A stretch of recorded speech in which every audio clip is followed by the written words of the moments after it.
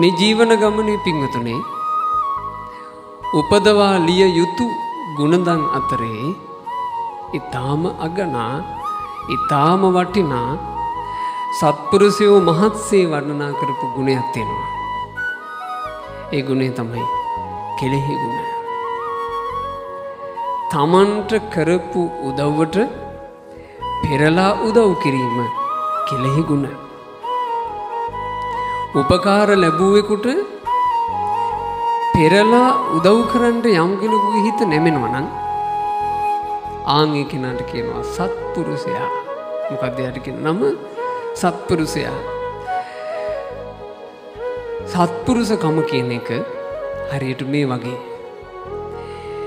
යන්තාක් මේ මිහි මණ්ඩලේ හැදෙන වටිනා අගනා ගස් ඇද්ද? එක ගස් ಜಾති තියෙනවා වටින. ඔය සියලුම ගස් පැලවෙන්න නම් පොළොවක් ඕන. ඒ සියලුම ගස් පොළොවේ සාරය අරගෙන වැඩෙනවා. පොළොවක් නැත්තම් ඒ ගස් වලට වැඩෙන්න විදිහක් නැහැ. ඒ ගස් දලුලා වැඩෙන්නේ, ඵල දරන්නේ, සදාහරිත වෙන්නේ, මහා සෙවණ සදන්නේ පොළොවෙන් ගන්න සාරයෙන්. මේ වගේ ජීවිතේක අමා නිවන තෙක් උපද්දන යම්තා ගුණධර්මයක්ද ඒ සියලු ගුණධර්ම පැලවෙන පොළොව සත්පුරුෂකමයි. සත්පුරුෂකම කියන පොළොව නැත්තම් ගුණධර්ම පැලවෙන්න තැනක්ද නැත? ගුණධර්ම පෝෂණය වන්නේද නැත?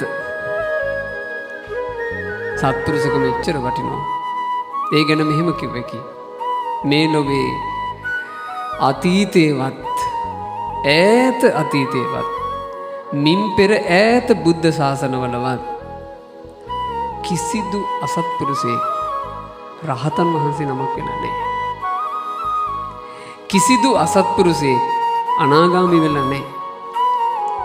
කිසිදු අසත්පුරුෂයෙක් සකදාගාමී වෙලත් නැහැ.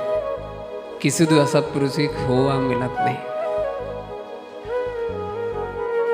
ඒ තියා කිසිදු අසත්පුරුෂයෙක් අඩු ගානේ සුගතිය රැකවරණවත් ලබලා නැහැ. සුගතිය පවා සත්පුරුෂයාටමයි උරුම.